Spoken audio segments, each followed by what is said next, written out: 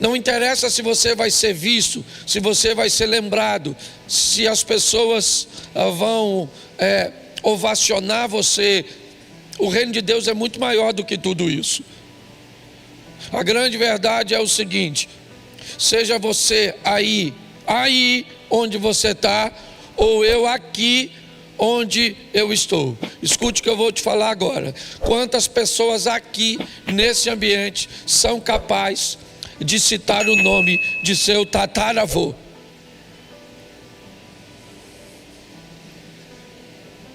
Quatro gerações só. Me diga o nome de seu tataravô. Você sabe?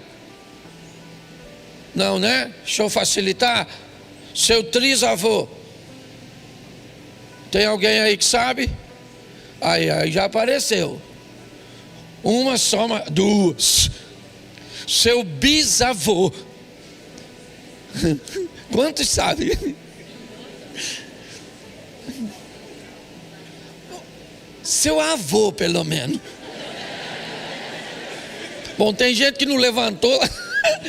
Seu pai, pelo menos. Não vamos facilitar mais o seu. Preste atenção. Quer você aí, quer eu aqui. Entenda uma coisa: daqui a 4 gerações ninguém lembra mais de você. Olha como nós somos importantes. Você está entendendo? A grande verdade é essa. Então a importância está na sua missão, naquilo que você está fazendo, quando você está vivo, quando você está inserido. Se as pessoas vão reconhecer ou não, o importante é você olhar para o Jó e ver que tende visto o meu servo Jó. Então eu vou mostrar a vocês 5 textos rapidinho, certo? Para mostrar quem era esse cara que pouco apareceu. Para mim, mais discreto que ele, só José, pai de Jesus. Para mim, ninguém desempenhou uma missão tão importante. Gente, Moisés foi o único, José foi o único homem que pisou nessa terra e teve o privilégio de ouvir o Filho de Deus te chamar de pai. Pensa na moral do cara, entrar na presença de Deus em oração e falar: Senhor, vim aqui conversar com o Senhor a respeito do nosso filho. Mas foi discreto, apesar de uma missão tão importante. Vai aqui o primeiro texto, João capítulo 1, verso de número 35. Coloca na tela, por favor. João 8:35. No dia seguinte, João estava outra vez na companhia de 2 dos seus discípulos. Preste atenção. A diferença entre João Batista e Jesus são 6 meses apenas. Quando Isabel estava grávida nas montanhas, o anjo aparece para Maria e diz: sua prima Isabel está grávida e este é o 6º mês de sua gravidez. Maria engravida, Isabel está grávida de 6 meses. A diferença de idade para os dois, de João Batista para Jesus, 6 meses mais velho. João então inicia seu ministério, provavelmente também com 30 anos. Uma idade que trazia para o homem a maioridade. E quando João tem 3 anos e 6 meses, ou 30 anos e 6 meses, ele tem 6 meses de ministério, Jesus então aparece. E o texto diz que João estava com 2 dos seus discípulos. Jesus ainda não tinha iniciado seu ministério, e João já tinha 2 indivíduos, dentre outros, que o serviam. Verso de número 40.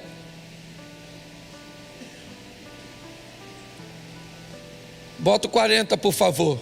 André, o irmão de Simão Pedro, era um dos 2 que tinha ouvido o testemunho de João e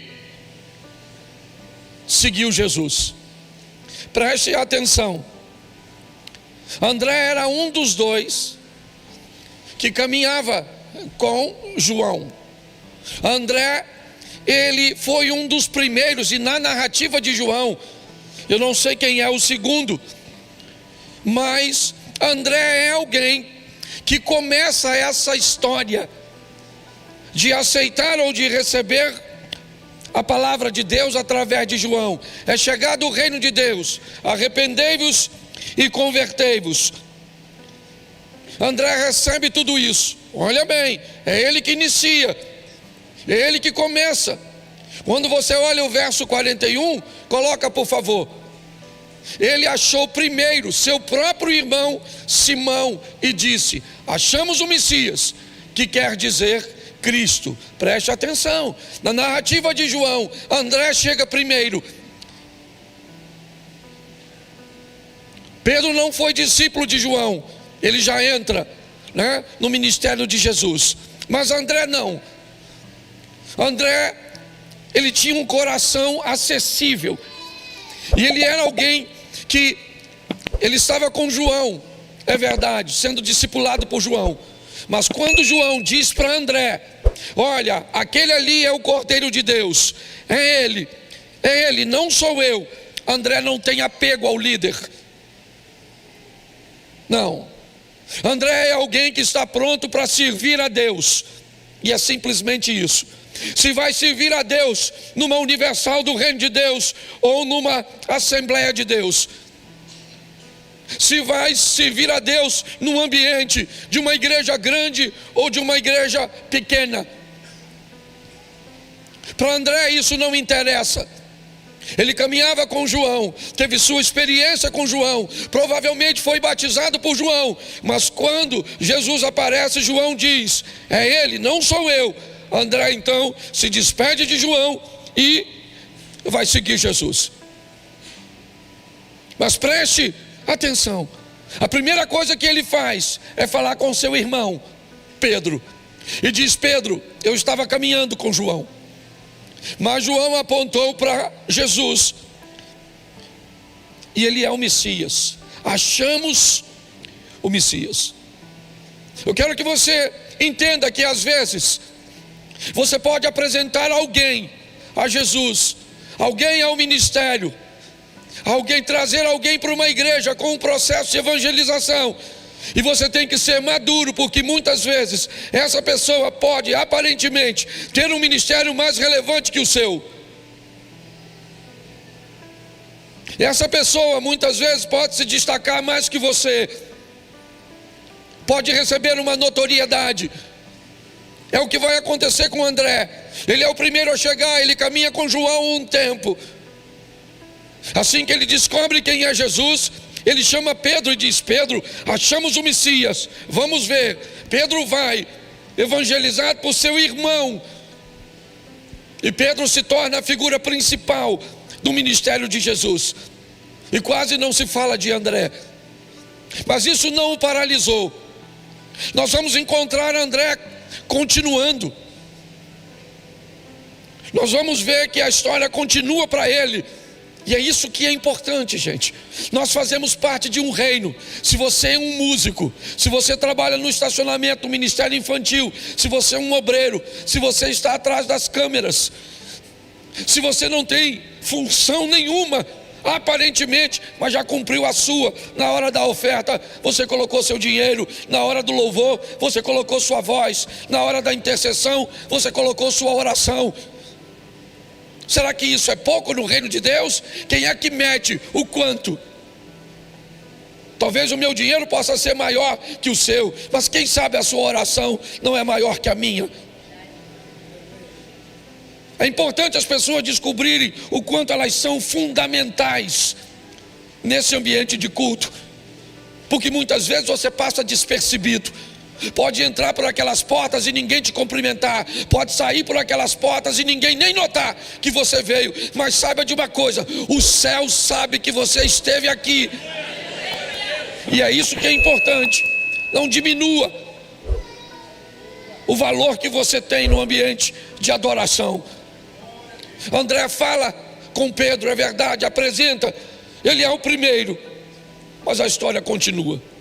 Quando nós olhamos para João, capítulo 6, verso 8, vamos ver algo bem interessante. Um de seus discípulos, chamado André, irmão de Simão Pedro. Note que parece, até para identificar quem ele é, tem que falar o nome de Pedro. Que se falar só André, ninguém sabe. Que André? O irmão do Pedro. Certo? Então está lá, um de seus discípulos, chamado André, irmão de Simão Pedro, informou a Jesus. Coloca aí. Está aí um rapaz que tem 5 pães de cevada e 2 peixinhos. Mas isto que é para tanta gente? Preste atenção. Uma multidão de quase 10.000 pessoas está nessa ocasião. 5.000 pessoas, 5.000 homens, sem falar mulheres e crianças. Não tinha internet, rede social. Pastor, como é que você juntava tantas pessoas assim? Batedores iam à frente, missionários iam à frente dizendo: daqui uma semana Jesus está chegando aqui. Jesus tinha uma estratégia muito especial para que muitas pessoas fossem. Ele levava comida. Grande parte das pessoas não ia ver Jesus, sabia que depois do culto ia rolar um comes e bebe. Isso é crente em qualquer tempo, que fique claro. Mas eu comecei a me perguntar, no meio daquele montão de gente, Jesus pergunta: alguém tem alguma coisa aí? Eu queria lembrar você que nessa época Jesus já era famoso. Eu queria lembrar você que nessa época já tinha gente querendo matar Jesus. Quando eu olho para André, eu imagino André olhando um garoto que tem um embrulho na mão. Ele procura uma proximidade, ele procura estar perto de Jesus. Aliás, isso não era ele, era todos. E aí eu vejo um cara altamente observador. Eu vejo alguém que me parece que se aproxima do garoto para entender o que aquele garoto faz com aquele embrulho.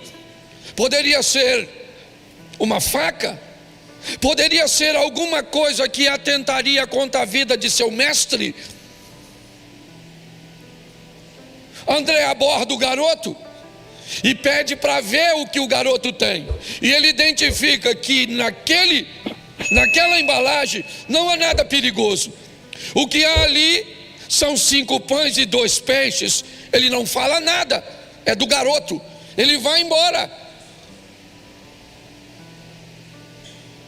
Mas ele já identificou que não há perigo, que seu mestre não corre perigo, que seus amigos não correm perigo, porque o que aquele menino leva é apenas 5 pães e 2 peixinhos. Mas neste momento, Jesus pergunta: tem alguém que tem alguma coisa para comer? Aí André diz: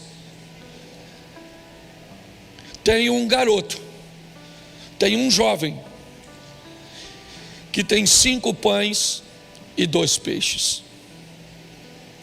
Preste atenção, porque nós vamos ver algo precioso na vida deste anônimo.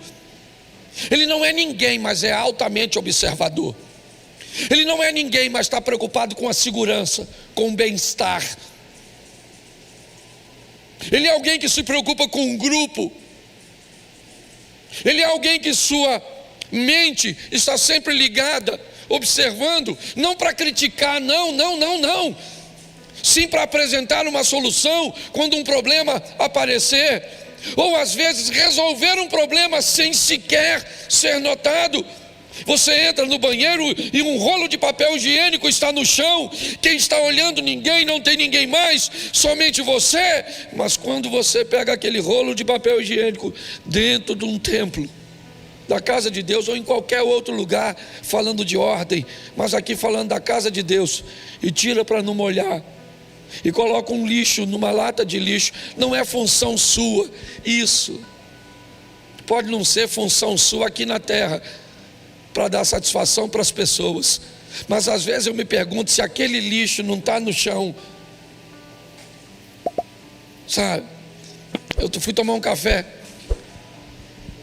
hoje de manhã, assim que cheguei, enquanto eu estava arrumando minhas coisas, a notinha do cupom, ela caiu no chão, me deu uma vontade.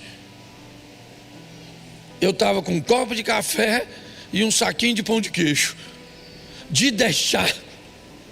Mas aí uma moça olhou para mim, aí eu botei os dois. Eu não sei nem se estava em cima da mesa, eu não sei, mas eu fui lá e peguei. Aí ela me olhou como quem diz assim: não ia pegar, né? Deixa eu te falar uma coisa, é muito importante você entender. Eu gosto da figura do André, por quê? Porque ele é um cara extremamente antenado. Ele é alguém que não é visto, não vai ser lembrado, as pessoas basicamente não vão falar dele, poucas pregações você vai ouvir a respeito dele, mas o nível de observação e de segurança que esse cara traz para o grupo era sempre muito bom. Nós temos pessoas assim aqui na nossa igreja, e talvez em qualquer igreja, pessoas observadoras, que fazem coisas que você nem sabe, que se preocupam com coisas que jamais passaram por sua cabeça. Às vezes você recebe uma orientação aparentemente simples, que para você não tem nada a ver, mas para nós tem a ver com uma segurança que precisamos oferecer para todas as pessoas. E André era alguém anônimo, mas que tinha a capacidade, sabe, de se preocupar e mostrar sua relevância no grupo, sem necessidade de aparecer. Vamos para o terceiro texto, Marcos capítulo 13, verso 3. Marcos 13, 3. Jesus estava sentado no Monte das Oliveiras, diante do templo, quando Pedro, Tiago, João e André lhe perguntaram em particular. Preste atenção, esse texto fala que André era alguém que fazia parte de um círculo íntimo de Jesus. Quando Jesus vai selecionar seus discípulos, ele escolhe 4 pescadores. O que os pescadores têm para Jesus fazer de seu ministério a base de pescador? André, o primeiro discípulo, como eu falei, João, os 2 de Betsaida, André e Pedro, perdão, e Tiago e João, são irmãos.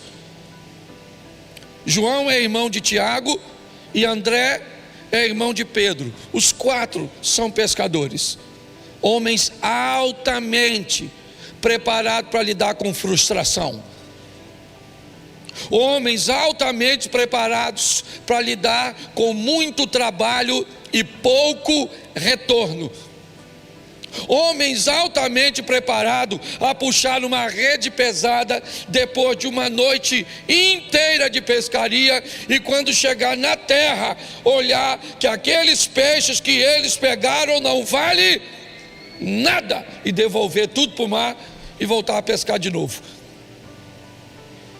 A base do ministério de Jesus era formada por gente capaz de enfrentar qualquer tipo de frustração ou de situações adversas.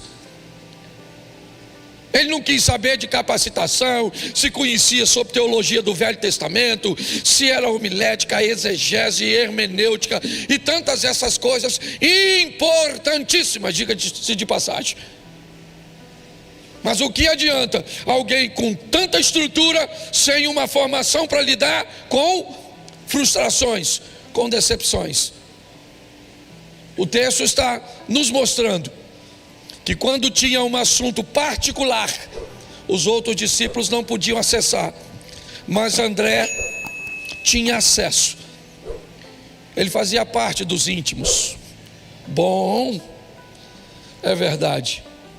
Mas o capítulo 3 de Marcos, verso 18, coloca Marcos 3, 18. André, Filipe, Bartolomeu, Mateus, Tomé, Tiago, filho de Alfeu, o Tiago, irmão de João, Tadeu e Simão, o Zelote. Caça ali Pedro,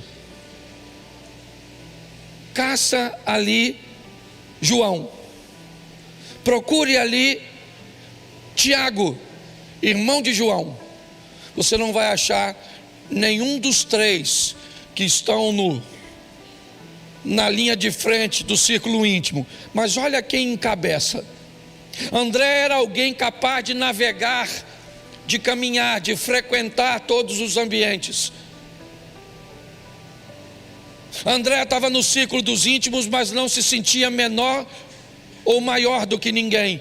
Era capaz de ir lá embaixo conversar com os de baixo, estar no meio, junto com Filipe, que era parceiro, certo? Bartolomeu, está a turma lá, o Mateus, tá? Tomé, a turma está toda aí.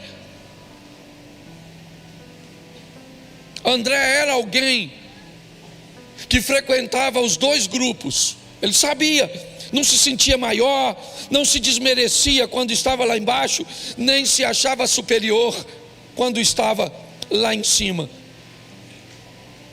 Era alguém com um nível de domínio próprio extraordinário. Podia ter um contato com Jesus em particular, é verdade, mas nem por isso se achava melhor do que ninguém.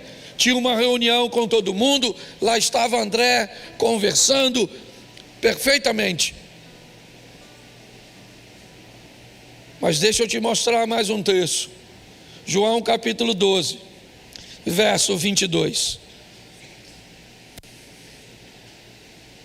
André e Filipe, lembra? Isso.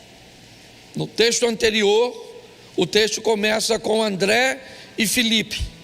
Agora João 12, 22. Filipe foi dizê-lo a André, e André e Filipe comunicaram a Jesus. Preste atenção que eu separei dois grupos. O grupo dos 4, onde André está presente. O grupo dos 8, onde André também está lá, presente como o 9. Ele também está presente. Agora há um problema.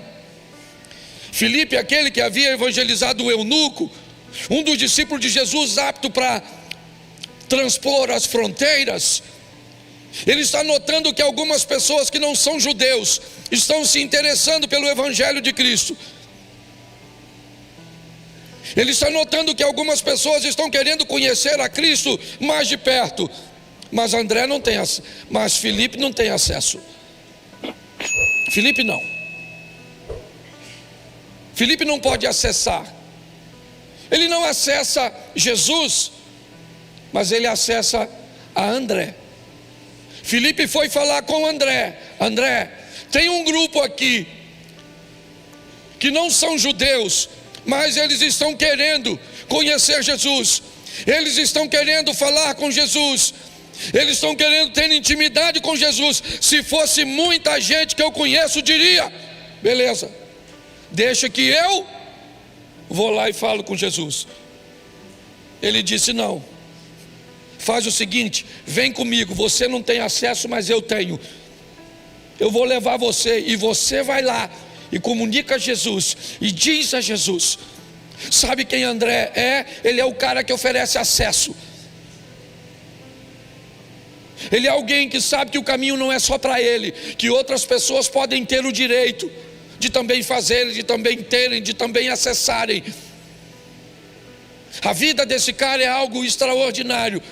A maneira cuja qual ele começa o primeiro e de repente desaparece. a maneira como ele consegue observar e se preocupar com a segurança de seu mestre e de todo o grupo, a maneira que André lida, né, com o seu ministério.